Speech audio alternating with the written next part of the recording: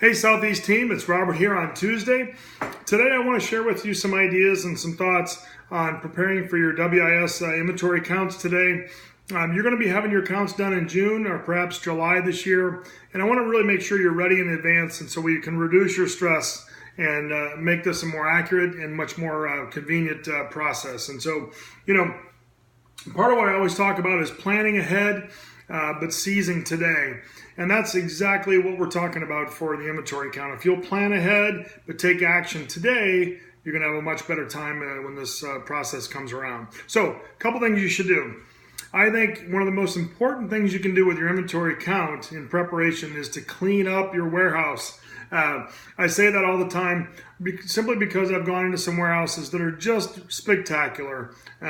They're neat, tidy, things are in their place, they're safe, they're convenient, and they're very visually appealing simply because you can find what you're looking for.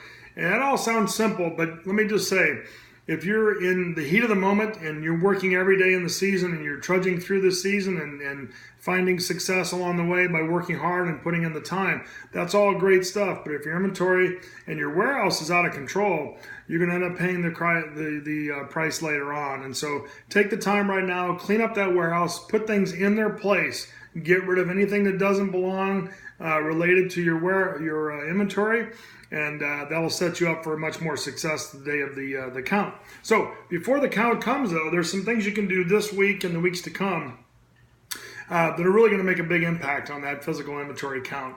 Most reps will tell you that they don't take a day and say, I'm going to count everything in my inventory and make sure this is all correct. That's overwhelming for most folks. It would be overwhelming to me. And so what I would typically do is I would take a category, count that category to its fullest, making sure you've touched every single item in that category and that you've accounted for it. Then move on to the next category.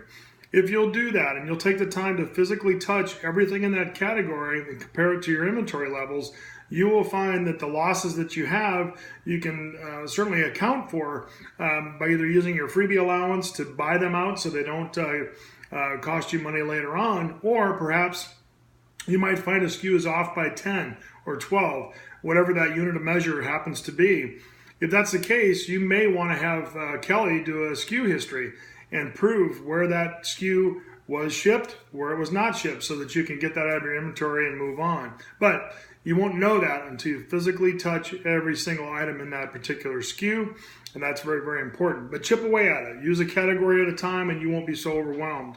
The next thing is, if you have counted each item and you feel confident in that, and you're using your freebie allowance to buy things out before the inventory count, and you've cleaned up your warehouse, and it's something you're proud of, it's safe to work in, and it's very visually appealing, so you can see everything and touch everything readily without having to climb over obstacles, I think you'll be much happier about starting the process. Now, the day of the event, it's very important that you've already prepared for that event, for the inventory count to take place.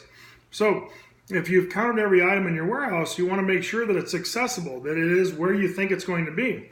You might have some items in the trailer. As long as they're ready to be counted in the trailer, that's fine. If they're obvious and they're stacked in such a way they can be counted.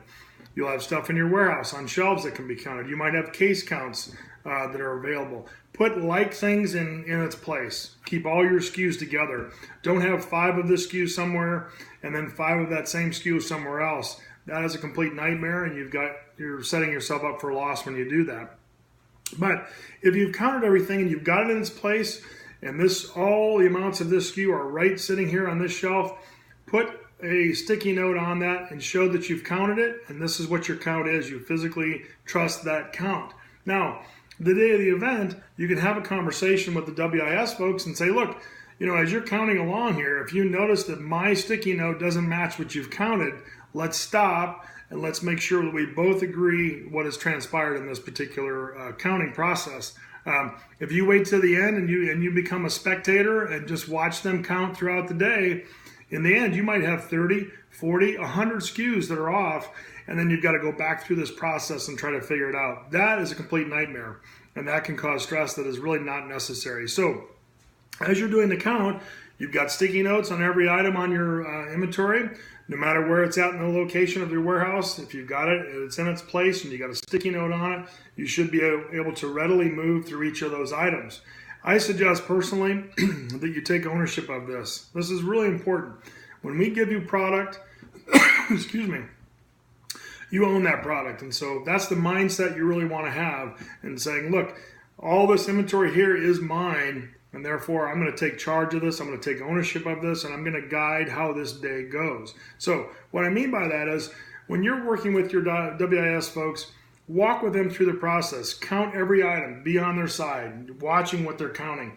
You know, all of us are human, and so when mistakes are made, it's bound to happen, but the sooner you catch a mistake, the better you are in the end. And so as they're counting, if you see they put down a 6 and you actually had 11 on the sticky note, whoop, stop, let's go back, let's look at it again, catch the problem, figure it out before you move on.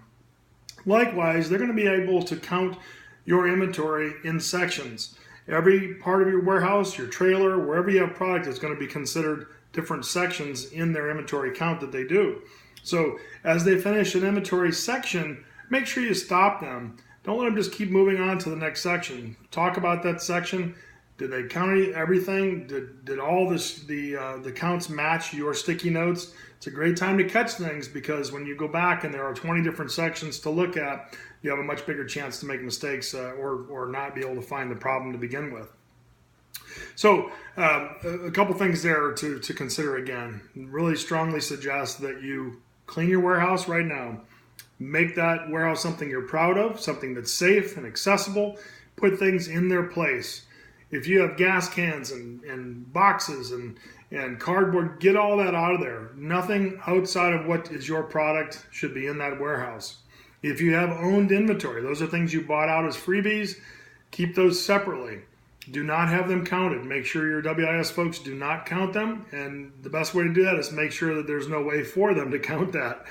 So get rid of that. The only thing in your inventory should be things that are going to be counted and that you have touched physically yourself, okay? Clean it, count it, mark it, and be present. Don't be a bystander. Take ownership of it. You're going to have a great physical count. You're going to be able to move this beyond this part of the season. Go into the national conference with that behind you, and you're going to have a lot less loss. And so I wish you well, Matt. Call me anytime to talk about this. I'll help you get prepared. But do take the time today to take the actions necessary to be prepared. Okay? Have a great day.